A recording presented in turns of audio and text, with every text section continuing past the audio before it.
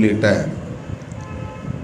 மகளிர் விடுதலை இயக்கத்தின் பொறுப்பாளர்கள் அனைவருக்கும், மகளிர் சமூகத்திற்கும் விடுதலை சிறுத்தைகள் கட்சியின் சார்பில் அனைத்துலக மகளிர் நாள் வாழ்த்துக்களை தெரிவித்துக் கொள்கிறேன். இந்த நாளில் நாம் ஆண்டுதோறும் குறிப்பான ஒரு பொருளில் மகளிர் மாநாட்டை ஒருங்கிணைத்து நடத்துவதுண்டு. கடந்த சில ஆண்டுகளாக அவ்வாறு பல்வேறு தலைப்புகளில் வெற்றிகரமான மாநாடுகளை நடத்தியிருக்கிறோம். அண்மையில் வெல்லும் ஜனநாயகம் மாநாட்டுக்கு பிறகு மது மற்றும் போதைப்பொருள் ஒழிப்பு மாநாடு உளுந்தூர்பேட்டை அருகே லட்சக்கணக்கான மகளிர் பங்கேற்ற மாநாடு நாட்டின் கவனத்தை ஈர்க்கக்கூடிய வகையில் நடந்தேறியது. ஆகவே இந்த ஆண்டு மார்ச் 8 அதேபோல மீண்டும் ஒரு மாநாடு நடத்துவதற்கு கால அவகாசமும் இல்லை, பொருளாதாரமும் இல்லை. எனவே எளிமையான முறையில்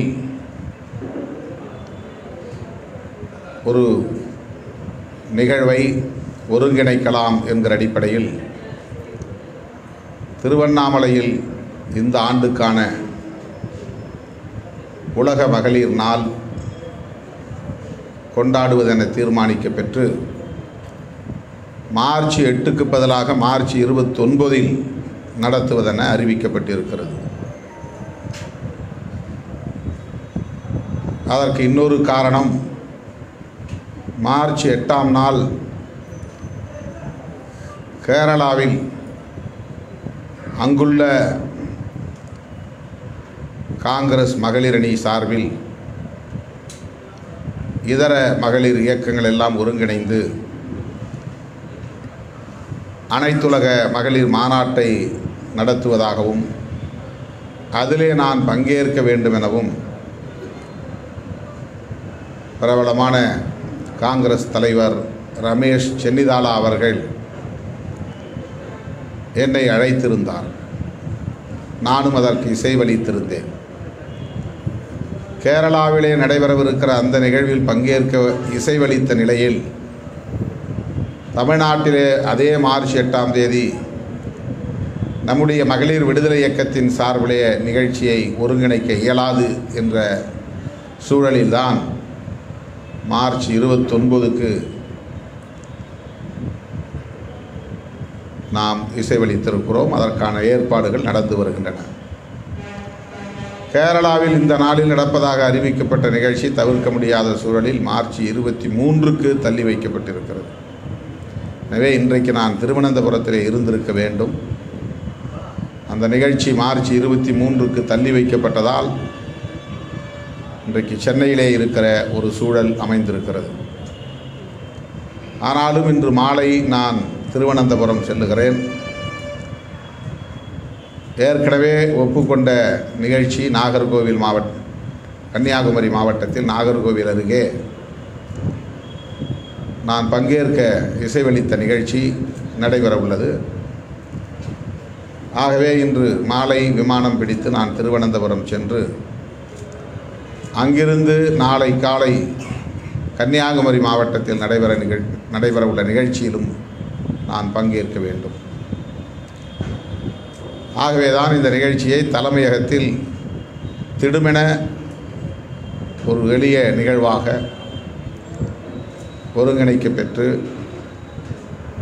முன்னணி தோழர்கள், மகளிர் விடுதலை இயக்கத்தை சார்ந்த முன்னணி தோழர்கள் மட்டும் பங்கேற்கக்கூடிய வகையில்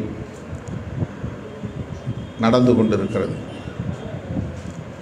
அன்னை ரமாபாய், அன்னை சாவித்ரிபாய் பூலே, அன்னை மீனாம்பாள் சிவராஜ் ஆகியோரின் திருவுருவப் படங்களுக்கு மாலை அணிவித்து வீர வணக்கம் செலுத்தியிருக்கிறோம். உழைக்கும் மகளிரை அமைப்பாக்குவதும் அரசியல் படுத்துவதும் இன்றியமையாத கடமை என்பதை இங்கே எடுத்துச் சொல்லி பாலின சமத்துவத்தை வென்றெடுக்க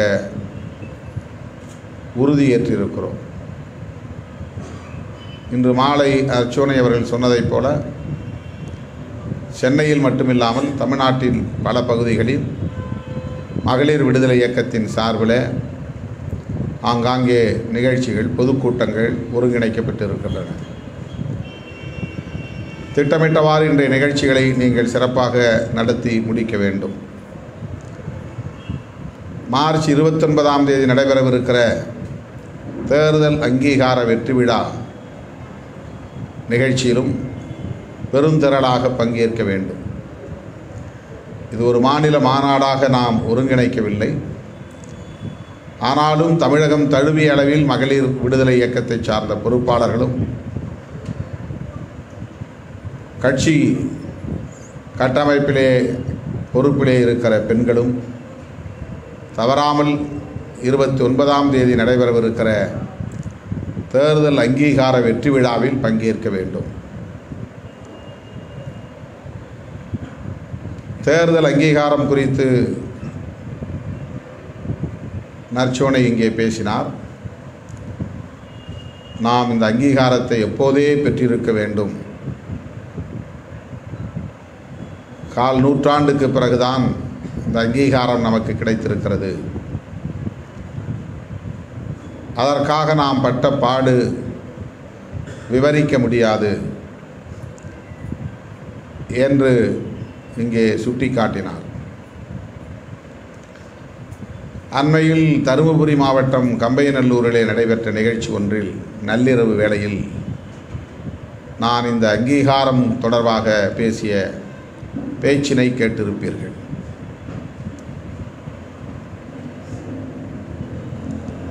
விடுதலை சிறுத்தைகள் கட்சி ஒரு அரசியல் இயக்கமாக களத்தில் அடியெடுத்து வைத்து 25 ஆண்டுகள் ஆகின்றன என்றாலும் ஒரு சமூக பண்பாட்டு இயக்கமாக அதற்கு முன்னதாகவே 10 ஆண்டுகள் மக்களிடையே பணியாற்றிய இயக்கம்தான் விடுதலை சிறுத்தைகள் இயக்கம். சமூக பண்பாட்டு இயக்கமாக இருந்த காலத்திலும் இன்றைக்கு தேர்தல் களத்திலே நிற்கிற அரசியல் கட்சியாக இருக்கிற சூழலிலும் நாம் முன்வைக்கிற அரசியல் ஒரே அரசியல்தான். நம்முடைய கோட்பாடு ஒரே கோட்பாடு தான். 1990 தொடக்கங்களில், அந்த தொடக்க மாதங்களில்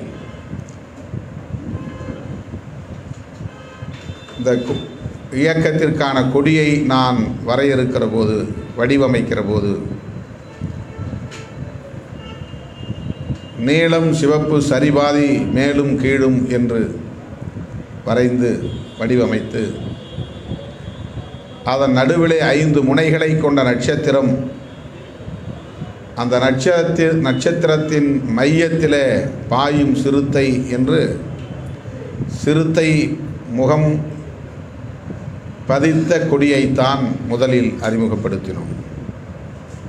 மேலே சரிபாதியாக நீல வண்ணமும் கீழே சரிபாதியாக சிவப்பு வண்ணமும் அதன் நடுவிலே 5 முனைகளை கொண்ட நட்சத்திரமும் இந்த நட்சத்திரத்தின் மையத்திலே பாயும் சிறுத்தையும் என்று வடிவமைத்து 1990 ஏப்ரல் 14 புரட்சியாளர் அம்பேத்கர் பிறந்த நாளில் மதுரை மாநகரம் புதூர் பேருந்து நிலையத்தில் சில 100 பேர் திரண்டிருக்கக்கூடிய நிகழ்ச்சி ஒன்றில் அந்த கொடியை ஏற்றி வைத்தேன். இன்று எமது இயக்க கொடி, நாளை நமது தேசிய கொடி என்று நான் அப்போது அறிவிப்பு செய்தேன். அந்த 5 முனை கொண்ட நட்சத்திரத்தில் ஒவ்வொரு முனையும் ஒரு கோட்பாட்டை, ஒரு வியூகத்தை அடிப்படையாக கொண்டது என்று அறிவித்தேன். முதலில் சாதி ஒழிப்பு, ஒரு முனை, நட்சத்திரத்தின் ஒரு முனை சாதி ஒழிப்பு, இன்னொரு முனை தமிழ் தேசியம், இன்னொரு முனை மகளிர் விடுதலை, அதாவது பெண் விடுதலை, இன்னொரு முனை பாட்டாளி வர்க்க விடுதலை, கடைசியான 5வது முனை ஏகாதிபத்திய எதிர்ப்பு அல்லது வல்லரசிய ஆதிக்க எதிர்ப்பு. இதுதான் நமது இயக்கத்தின் 5 பெரும் முழக்கங்கள் அல்லது கோட்பாடுகள் என்பதை அறிவித்து, அந்த நட்சத்திரம் நமக்கான விடிவெள்ளி என்றும், அந்த பாயும் சிறுத்தை இந்த விடிவெள்ளி பூப்பதற்கு போராடும் ஒரு போராளி, சிறுத்தை தான் போராளி என்றும் அந்த கொடி விளக்கத்திலே நான் வரையறுத்து மக்களிடத்திலே வழங்கினேன். அந்த 5 பெரும் முழக்கங்களுள் மகளிர் விடுதலை என்பது ஒன்று. எமான்சிபேஷன் ஆஃப் விமன் என்று அப்போது அதை குறிப்பிட்டு சொன்னோம். எமான்சிபேஷன் என்றால் விடுதலை, ஆஃப் விமன் என்றால் பெண்களின் விடுதலை. பாட்டாளி வர்க்கமும் விடுதலை பெற்றாக வேண்டும். அந்த பாட்டாளி வர்க்கத்திற்குள்ளே பெண்களும் இருக்கிறார்கள் என்றாலும் கூட பெண்கள்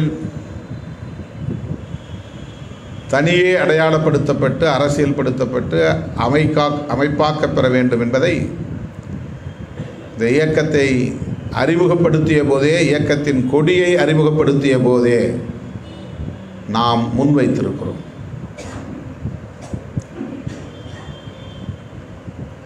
திடுமென இதை நாம் பேசவில்லை.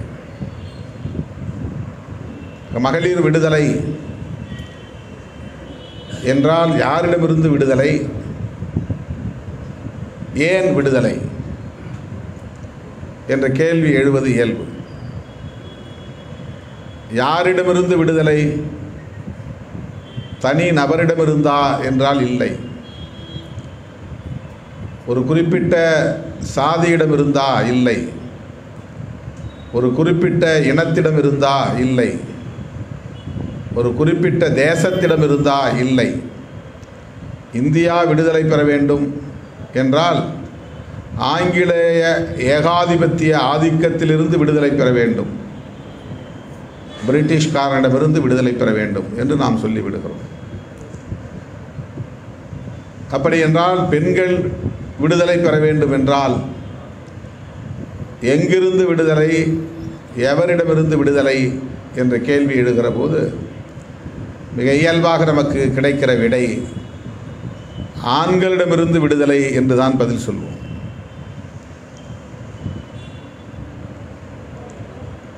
இதனை பெண்களே முழுமையாக ஏற்றுக்கொள்வார்களா என்றால் ஏற்றுக்கொள்ள மாட்டார்கள். ஏனென்றால் ஆண்களால் அவர்களுக்கு பாதிப்புகள் இருக்கின்றன, கொடுமைகள் இருக்கின்றன என்பது உண்மைதான் என்றாலும் ஆண்களும் பெண்களும் சேர்ந்துதான் மனித குலம், ஆண்களும் பெண்களும் சேர்ந்துதான் குடும்பம், ஆணும் பெண்ணும் சேர்ந்துதான் வாழ்க்கை. அப்படி என்றால் விடுதலை என்பது யாரிடமிருந்து? விடுதலை என்பது ஆணாதிக்கம் என்கிற கருத்தியலில் இருந்து விடுதலை. ஆணாதிக்கம் என்பது எப்படி இருக்கிறது? அது ஒரு தனிநபர் வடிவத்தில் இல்லை, அது ஒரு கருத்தியல் வடிவத்திலே இருக்கிறது. அது ஒரு சமூக அடையாளமாக இருக்கிறது.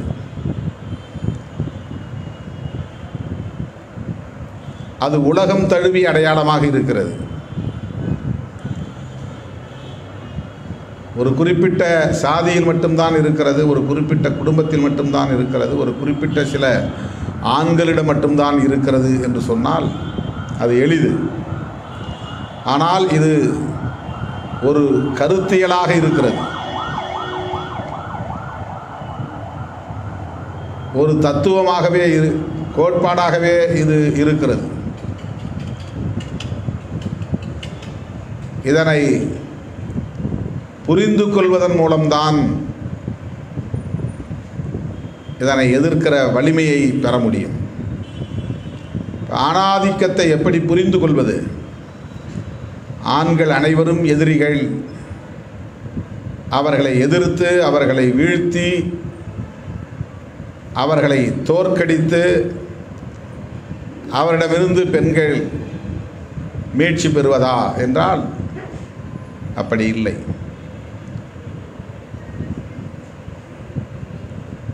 அப்படி புரிந்து கொண்டால் அதை வீழ்த்த முடியாது.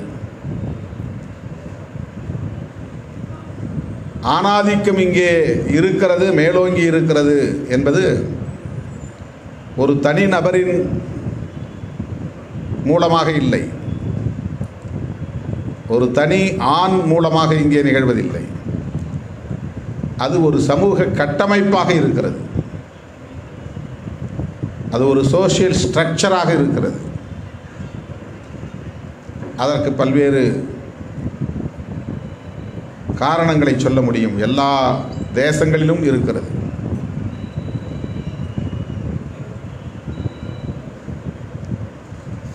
ஆகவே அடிப்படையில் சமூக கட்டமைப்பில் மாற்றத்தை உண்டு பண்ண வேண்டும்.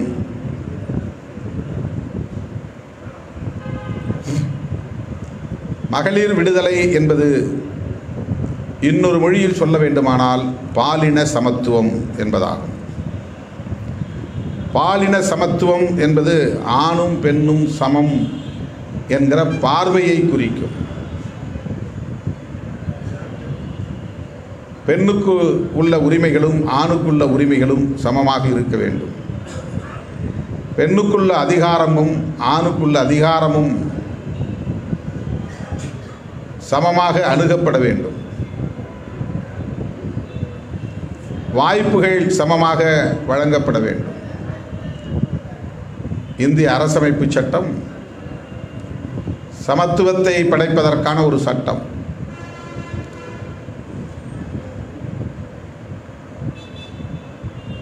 சமத்துவம் என்பது என்ன? Equality of status and opportunity என்று சொல்கிறது இந்திய அரசமைப்பு சட்டம். Status and opportunity. ஸ்டேட்டஸ் என்றால் என்ன? ஒருவரை எப்படி நாம் மதிக்கிறோம் என்பதுதான், எப்படி நடத்துகிறோம் என்பதுதான்.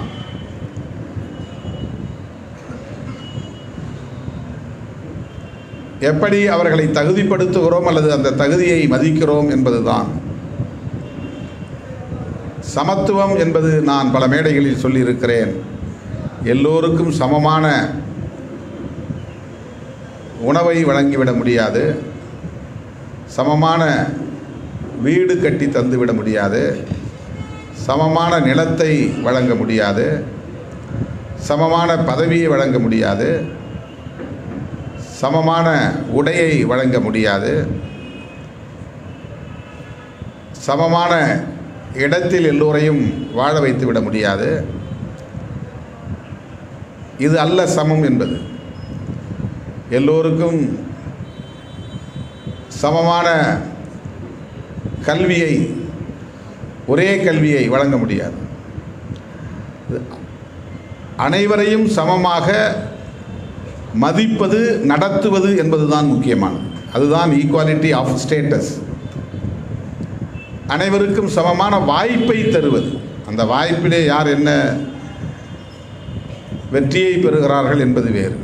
அந்த வாய்ப்பை வழங்குவது. ஆகவே தான் கான்ஸ்டிடியூஷன் சொல்லுகிறது, ஈக்குவாலிட்டி என்பதை விவரிக்கிற இடத்திலே ஆஃப் ஸ்டேட்டஸ் அண்ட் ஆப்பர்ச்சுனிட்டி என்று சொல்லுகிறது. அதுதான் சமத்துவம். ஆக பெண் சமத்துவம் என்றால் என்ன?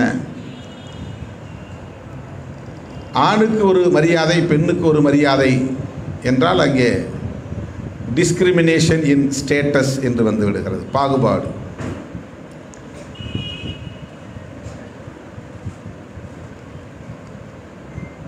ஒவ்வொருவரையும் பொருளாதார அடிப்படையிலே உயர்வாகவும் தாழ்வாகவும் ஆண்களுக்குள்ளேயே பார்க்கிற பார்வை இருக்கிறது. ஆணுக்கும் பெண்ணுக்கும் இடையிலே பாகுபாடு இருக்கிறது உண்மை. அப்படி என்றால் ஆண் அனைவரும் சமமாக நடத்தப்படுகிறார்களா என்றால் இல்லை. ஆண்களுக்குள்ளே சமத்துவம் இருக்கிறதா என்றால் கிடையாது. ஆணுக்கும் பெண்ணுக்கும் சமத்துவம் இல்லை என்பது எவ்வளவு உண்மையோ அதை போல ஆண்களுக்கு இடையிலேயும் சமத்துவம் இல்லை என்பதுதான் உண்மை. முதலாளி தொழிலாளி என்கிற பாகுபாடு இருக்கிறது. உயர்ந்தவன் தாழ்ந்தவன், உயர்ந்த சாதி தாழ்ந்த சாதி என்கிற பாகுபாடு ஆண்களுக்கு இடையிலேயே இருக்கிறது. பணக்காரன் ஏழை என்கிற அடிப்படையில் ஒருவனை மதிப்பது என்கிற பாகுபாடு இருக்கிறது. ஆகவே அனைத்து ஆண்களும் சமமாக மதிக்கப்படுகிறார்களா என்றால் இல்லை. பெண்ணோடு ஒப்பிடுகிற போது ஆண்கள் சமமாக மதிக்கப்படுகிறார்கள் என்கிற ஒரு தோற்றம் உண்டே தவிர ஆண்கள் அனைவருமே சமமாக நடத்தப்படுவதில்லை. ஒரு தேநீர் கடைக்கு போனால் சில ஆண்கள் பெஞ்சிலே பலகையிலே அமருகிறார்கள், சில ஆண்கள் தரையிலே அமருகிறார்கள், அமர்த்த வைக்கிறார்கள். ஆகவே சமத்துவம் அங்கேயும் இல்லை. ஆகவே சமத்துவம் என்பது ஸ்டேட்டஸ் அண்ட் ஆப்பர்ச்சுனிட்டி என்கிற இரண்டு தளங்களில் மதிப்பீடு செய்ய வேண்டிய ஒன்றாக இருக்கிறது. ஒருவனிடம் எவ்வளவு பணம் இருந்தாலும் இருந்துவிட்டு போகட்டும், ஒருவனிடம் பணமே இல்லை என்றாலும் இருந்துவிட்டு போகட்டும், ஆனால் இவனுக்கும் ஒரு ஓட்டு தான் அவனுக்கும் ஒரு ஓட்டு தான் என்பது சமத்துவம். இவனுடைய ஒரு ஓட்டுக்கு இருக்கிற மதிப்பும் இவனுக்கு இருக்கிற ஒரு ஓட்டு மதிப்பும் இரண்டும் ஒன்று தான். அம்பானி போடுவதும் ஒரு ஓட்டு தான், நம்ம ஊர் அந்தோணி போடுவதும் ஒரு ஓட்டு தான். இரண்டு பேருக்கும் ஒரே மதிப்பு தான். இப்படித்தான் சமத்துவத்தை புரிந்து கொள்ள வேண்டும். ஆகவே பெண்களின் சமத்துவம் என்பது பெண்கள் அனைவரும் சமமாக நடத்தப்படுவதில்லை என்கிற குற்றச்சாட்டு இந்த சமூகத்தில் உண்டு. பெண்களுக்கு இடையிலே பெண்கள் அனைவரும் ஒரே தொகுப்பு என்கிற போது பெண்களுக்கு இடையிலே சமத்துவம் உண்டா என்றால் இல்லை. ஆண்களுக்கு இடையிலே சமத்துவம் இல்லை என்பதைப் போல பெண்களுக்கு இடையிலே சமத்துவம் இல்லை. ஒரு குடும்பத்தில் மாமியார் ஆதிக்கம் செய்யக்கூடிய பெண்ணாக இருக்கிறார், மருமகள் அந்த ஆதிக்கத்திற்கு கட்டுப்படுகிற பெண்ணாக, சமத்துவம் இல்லாத பெண்ணாக இருக்கிறார். மாமியாருக்கும் மருமகளுக்கும் உள்ள இடைவெளி இது, சமத்துவமற்ற இடைவெளி இது. உயர் சாதி பெண்கள் கீழ்சாதி பெண்கள் என்கிற உளவியல் பெண்களுக்குள்ளேயும் இருக்கிறது. அந்த பெண் உளவியலும் சமத்துவமற்றதாக இருக்கிறது. ஆகவே ஆண்தான் பெண்களுக்கு எதிரி என்று இல்லை, சமத்துவத்திற்கு எதிரான கருத்தியல் தான் பெண்களுக்கு எதிரி. சமத்துவத்தை மறுக்கிற கருத்தியலைத்தான் நாம் சனாதனம் என்று சொன்னோம். இந்தியாவை பொறுத்தவரையில் அதற்கு பெயர் சனாதனம். ஒவ்வொரு நாட்டிலும் வெவ்வேறு வடிவத்தில் இருக்கலாம், வெவ்வேறு அளவுகளில் இருக்கலாம்.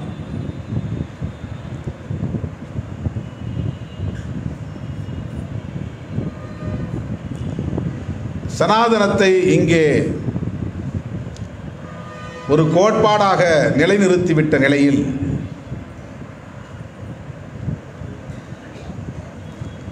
இந்திய சமூக கட்டமைப்பு பிற தேசங்களில் இருப்பதை விடவும் மிக மோசமான பாலின பாகுபாட்டை கொண்டிருக்கிறது. சனாதனத்தை போற்றுகிற ஒரு நூல் மனுஸ்மிருதி. அந்த மனுஸ்மிருதி சொல்லுகிறது, மனித குலத்தை 4 வருணங்களாக பிரிக்கிறது. அந்த 4 வருணங்களில் ஒவ்வொரு வருணத்திலும் பெண்கள் உண்டு. பிராமண வருணத்திலும் பெண்கள் உண்டு, பிராமண பெண்கள். க்ஷத்ரிய வர்ணத்திலும் பெண்கள் உண்டு, க்ஷத்ரிய பெண்கள். வைசிய வர்ணத்திலும் பெண்கள் உண்டு, வைசியா பெண்கள். சூத்திர வர்ணத்திலும் பெண்கள் உண்டு, சூத்திர பெண்கள். ஆனால் மனுஸ்மிருதியின்படி பிராமண பெண்களும் க்ஷத்ரிய பெண்களும் வைசிய பெண்களும் சூத்திர பெண்கள் தான். ஆக பிராமண பெண்கள் அந்த பாகுபாடுகளில் இருந்து விதிவிலக்காக இருக்கிறார்கள் என்று சொல்ல முடியாது. அப்படி இல்லை. அனைத்து பெண்களுமே, மேலிருந்து கீழ் வரையில் அனைத்து பெண்களுமே, இது கிடைமட்டத்தில் சூத்ரா, வைசியா, க்ஷத்ரியா, பிராமணா என்பது கிடைமட்ட கோடு, ஹரிசான்டல். இது வெர்டிக்கல், செங்குத்தாக மேலிருந்து கீழ் வரையில். மேலே இருக்கிற பிராமண பெண்கள், அடுத்து இருக்கிற க்ஷத்ரிய பெண்கள், அதற்கடுத்து இருக்கிற வைசியா பெண்கள், அதற்கடுத்து இருக்கிற சூத்ரா பெண்கள், அனைவருமே சூத்திரர்கள் தான்.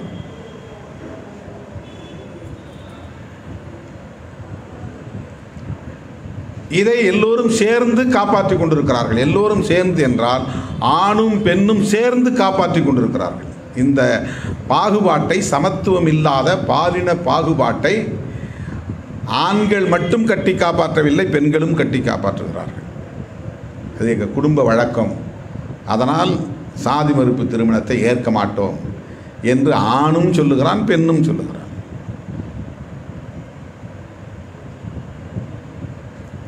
அதனால் ஆணவ படுகொலை செய்வதை ஆணும் பெண்ணும் சேர்ந்தே பெற்ற பிள்ளையை படுகொலை செய்கிறார்கள். இதை எதற்காக விளக்கி சொல்லுகிறேன் என்றால், இந்த சமத்துவமற்ற சமூக கட்டமைப்பு என்பது ஒரு பொது உளவியலாக இங்கே வளர்ந்திருக்கிறது, நிலைத்திருக்கிறது. அந்த உளவியல் ஒரு கருத்தியலாக இங்கே நிலை பெற்றிருக்கிறது. அந்த கருத்தியலை எதிர்த்து போராடுவது என்பதுதான் மகளிர் விடுதலைக்கான அடிப்படை.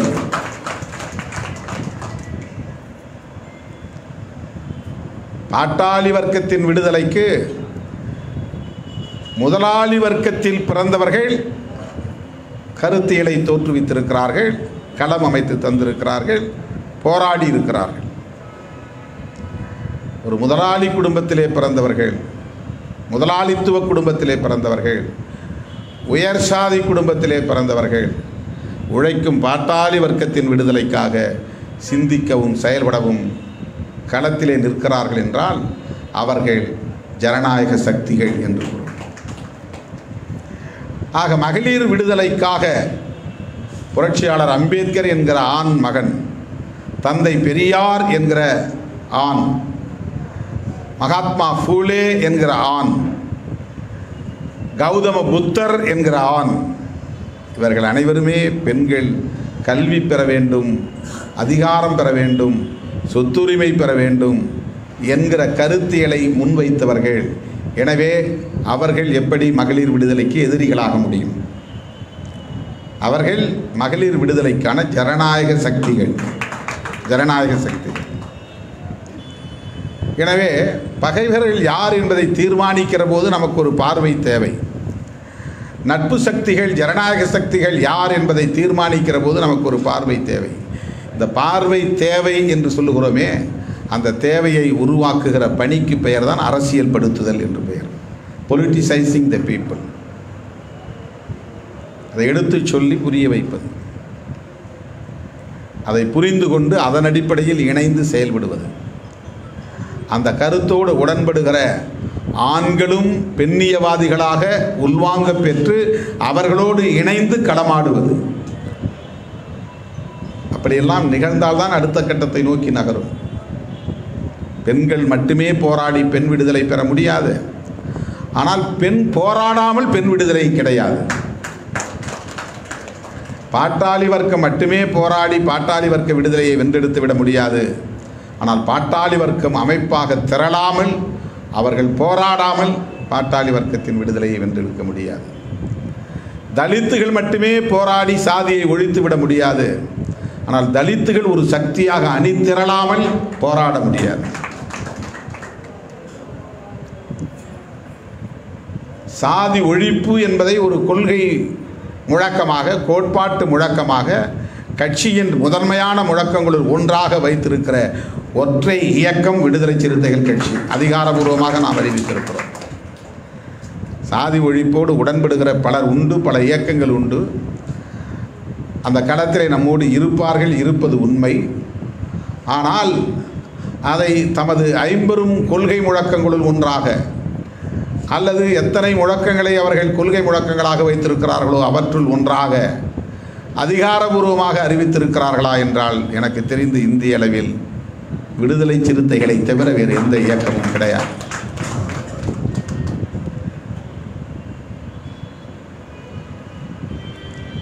தோழர்களே, உலக மகளிர் நாள் கொண்டாடுவது என்பது பெண்களுக்கு வாழ்த்து சொல்லி கைகுலுக்குவதற்காக அல்ல, பெண்களை அமைப்பாக்கி அரசியல்படுத்துவதற்காக என்கிற புரிதலோடு நாம் இந்த களத்தில் கைகோர்த்து நிற்போம். வருகிற தேர்தல் அங்கீகார வெற்றி விழா மார்ச் 29ஆம் தேதி தமிழ்நாடு முழுவதும் பெண்கள் அணிதிரண்டு வர வேண்டும். ஏற்கனவே ஒரு மாநாட்டை பலரும் புருவத்தை உயர்த்தக்கூடிய வகையில், விழிகளை விரித்து பார்க்கக்கூடிய வகையில், வியந்து பார்க்கக்கூடிய வகையில் அணிதிரட்டினோம். வெற்றிகரமாக நடந்தேறியது. இது தலைமையின் சார்பில் நடத்தப்பட்டிருக்க வேண்டிய ஒரு விழா. எது? தேர்தல் அங்கீகார வெற்றி விழா. ஆனால் நான் தான் அதை பெரிதாக கொண்டாட வேண்டியதில்லை என்று சொல்லிவிட்டேன். மக்கள் நமக்கு இந்த அங்கீகாரத்தை தந்திருக்கிறார்கள். நமக்கு எதிராக எவ்வளவோ அவதூறுகள் இன்றும் பரப்பப்பட்டு வருகின்றன. விடுதலை சிறுத்தைகள் கட்சியோடு சேர்ந்தாலே நம்முடைய அணி தோற்று போகும் என்றெல்லாம் பிரச்சாரம் செய்தார்கள். 2001 திராவிட முன்னேற்றக் கழக அணி தோற்று போன போது ஒரு வார ஏட்டில் கொட்டை எழுத்தில் அட்டைப்பட கட்டுரை எழுதினார்கள். திமுக கூட்டணியில் திருமாவளவனும் கிருஷ்ணசாமியும் இருந்ததால் தான் பிற சமூக மக்கள் இந்த அணியை புறக்கணித்து விட்டார்கள் என்று தங்களின் கற்பனையை ஒரு உண்மை செய்தியைப் போல கட்டமைத்து வெளியிட்டார்கள். கலைஞரை நான் சந்தித்த போது அந்த வார ஏட்டை சுட்டிக்காட்டி இந்த கட்டுரையை படித்தீர்களா என்று கேட்டேன். என்ன எழுதியிருக்கிறார்கள் என்று கேட்டார். இந்த விவரத்தை சொன்னேன். அடுத்த நொடியில் அவர் சொன்ன பதில் என்ன தெரியுமா? கடலூர் மாவட்டத்திலே மொத்தம் 9 சட்டமன்ற தொகுதிகள். அந்த 9 சட்டமன்ற தொகுதியிலே 5 இடங்களில் நம்முடைய கூட்டணி வெற்றி பெற்றிருக்கிறது. திமுக விசிக கூட்டணி. அது எப்படி நிகழ்ந்தது என்று கேட்டார். கடலூர் மாவட்டத்தில் நீங்களும் வலுவாக இருக்கிறீர்கள் திமுகவோடு. அதனால்தான் திமுக விசிக இணைப்பு அங்கே வெற்றியை சாத்தியமாக்கி இருக்கிறது. பிற மாவட்டங்களிலும் உங்கள் கட்சியை வலுப்படுத்துங்கள் என்று சொன்னார்.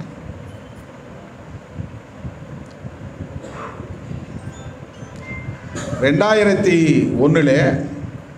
2001 தான், 99 முடித்து 2001 அதிமுக கூட்டணிக்கு போகலாம் என்று மூப்பனார் அழைத்த போது நான் தயங்கினேன். 3வது அணியையே நீங்கள் தொடர வேண்டும், ஆட்சியை கைப்பற்ற வேண்டும் என்று கூட இல்லை. இந்த அணியை வலுப்படுத்துவது எதிர்காலத்திற்கு நல்லது. அப்போதே சொன்னேன், திமுக அதிமுக ஆகியவற்றுக்கு இது ஒரு மாற்றாக இருக்கும். இந்த எளியவனின் வேண்டுகோளை ஏற்றுக்கொள்ளுங்கள் என்று அவரிடத்திலே நான் பேசினேன். அப்படி பேசிக்கொண்டிருக்கிற போதே ஒரு தகவலை சொன்னார்.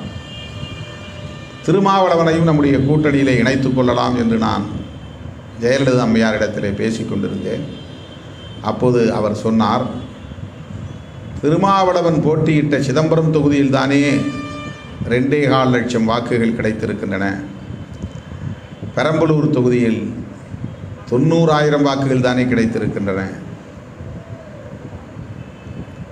அவருடைய வாக்கு வங்கி இன்னும் வலுப்பெற வேண்டும் என்று அவர் சொன்னதாக என்னிடத்திலே சொன்னார்.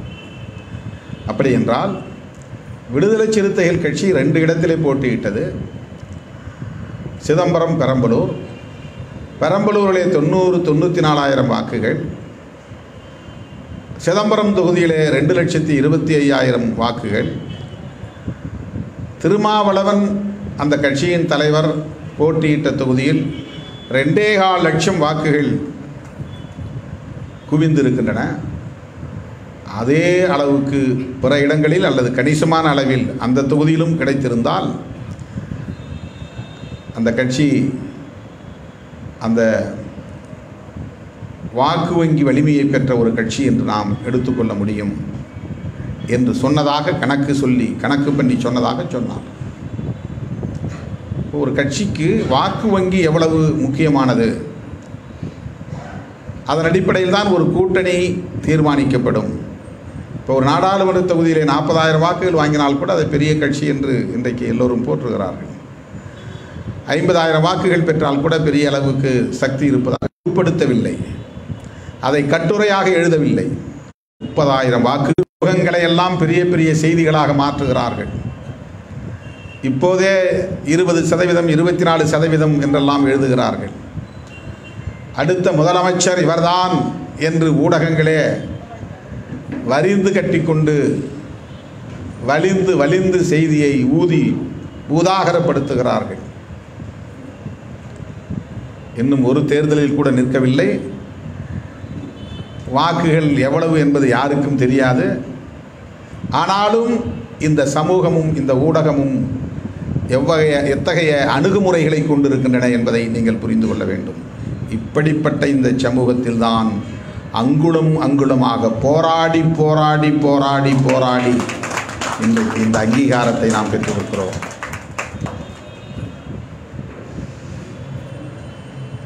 மற்றவனெல்லாம் 100 மீட்டர் ஓடி பரிசு வாங்கி விடுவான். நாம் 10,000 மீட்டர் ஓடினால்தான் அந்த பரிசை வாங்க முடியும். அவன் 100 மீட்டர் ஓட்டப்பந்தயத்தில் பெறுகிற பரிசை விடாமல் இடைநில்லாமல் 10,000 மீட்டர் ஓடினால்தான் நம்மால் அந்த பரிசை பெற முடியும், அவன் பெற்ற பரிசை பெற முடியும். அப்படி ஒரு கேடுகட்ட சமூகத்தில் நாம் களமாடிக்கொண்டிருக்கிறோம். ஒரு கட்சியாக ஏற்காமல் அதை புறந்தள்ளுகிற ஒரு சமூகத்தில் நாம் இருக்கிறோம். நமக்கு பின்னர் எத்தனை கட்சி தோன்றினாலும் அந்த கட்சியை முன்னால் எழுதி நம் கட்சியை பின்னால் எழுதுகிற உளவியல் கொண்டவர்களின் ஆதிக்கம் நிறைந்த இந்த சமூகத்தில் நாம் போராடி கொண்டிருக்கிறோம். எத்தனை பேர் அறிக்கை எழுதினாலும் நம்முடைய அறிக்கையை கடைசியாக போடுவது என்பதை ஒரு நிலைய விதியாக கொண்டிருக்கிற சமூக கட்டமைப்பில் நாம் போராடி கொண்டிருக்கிறோம். எந்த சீனியாரிட்டியும் அவர்களுக்கு கிடையாது. சமூக மதிப்பீடுகள் அவ்வாறு இருக்கின்றன. இந்த சமூகத்தில் நாம் நடத்தியிருக்கிற 1/4 நூற்றாண்டு போராட்டம் என்பது, எல்லோரும் 8 மணி நேரம் தூங்குகிறார்கள் என்றால் நாம் ஒரு நாளைக்கு 3 மணி நேரம் தூங்கி, எல்லோரும் 1 மணி நேரம் பார்வையாளர்களை சந்திக்கிறார்கள் என்றால் நாம் ஒரு நாளைக்கு 20 மணி நேரம் பார்வையாளர்களை சந்தித்து, ஒரு மாதத்திற்கு சில 1000 கிலோமீட்டர் பயணம் செய்கிறார்கள் என்றால் நாம் பல 10,000 கிலோமீட்டர் பயணம் செய்து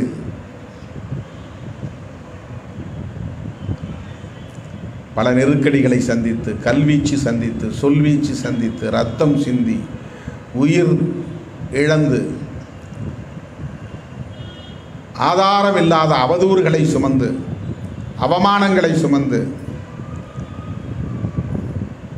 பொறுமையும் சகிப்புத்தன்மையும் அதீதமாக கொண்டு, எல்லா மன உளைச்சலையும் தாங்கிக் கொண்டு, அழுத்தங்களை தாங்கிக் கொண்டு,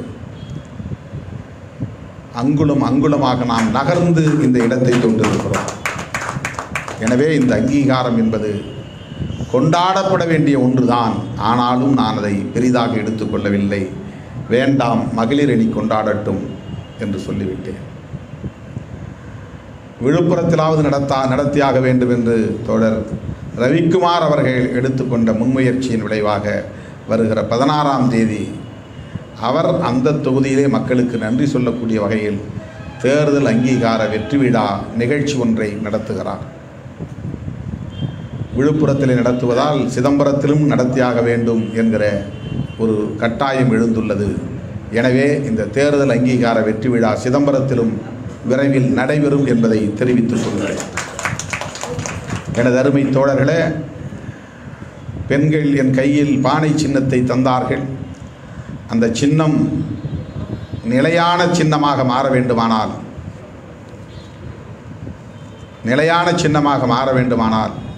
நம்முடைய வாக்கு வங்கி வலிமை பெற வேண்டும். ஆனால் ஒவ்வொரு தேர்தலிலும் தேர்தல் ஆணையம் வரையறுத்திருக்கிற விதிகளை நிறைவேற்றக்கூடிய வகையில் நாம் வாக்கு வங்கியை வலுப்படுத்த வேண்டும். அனைத்து தரப்பு மக்களின் நன்மதிப்பை பெற வேண்டும்.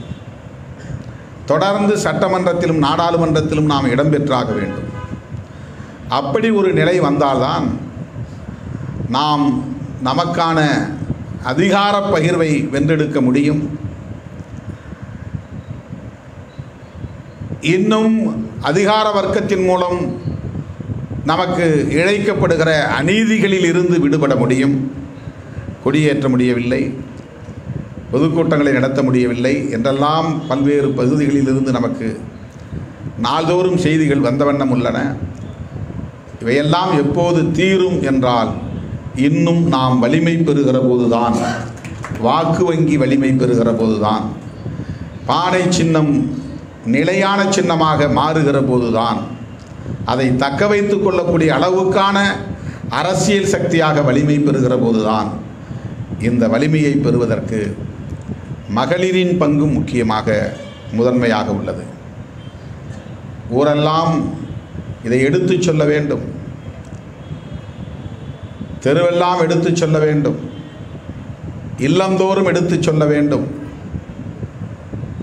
நம்முடைய கட்சி அகில இந்திய அளவிலே இன்றைக்கு உற்று கவனிக்கப்படுகிற ஒரு கட்சியாக கர்நாடகா, கேரளா, ஆந்திரா, மகாராஷ்டிரா, தெலுங்கானா போன்ற மாநிலங்களிலும் இன்றைக்கு அந்த மொழியை பேசக்கூடிய விளிம்பு நிலை மக்கள் ஏற்றுக்கொண்ட ஒரு கட்சியாக வளர்ந்து வருகிற சூழலில் தமிழ்நாட்டிலே நாம் அரசியல் சக்தியாக, வாக்கு வங்கி வலிமையுள்ள ஒரு இயக்கமாக உருப்பெற வேண்டும், பரிணாமம் பெற வேண்டும். அதற்கு மகளிரின் பங்கும் மகத்தானது என்பதை எடுத்துச் சொல்லி, மகளிருக்கு மட்டுமல்ல, மகளிரின் விடுதலைக்காக போராடுகிற அனைவருக்கும் இந்த நேரத்தில் நான் வாழ்த்துக்களை சொல்ல கடமைப்பட்டிருக்கிறேன். 22ஆம் தேதி வெளிச்சம் கலைக்குழு சார்பிலே இந்த அங்கீகார விழா நடைபெறுகிறது. சென்னையிலே ராஜரத்தினம் ஸ்டேடியத்தில் நடைபெற உள்ளது.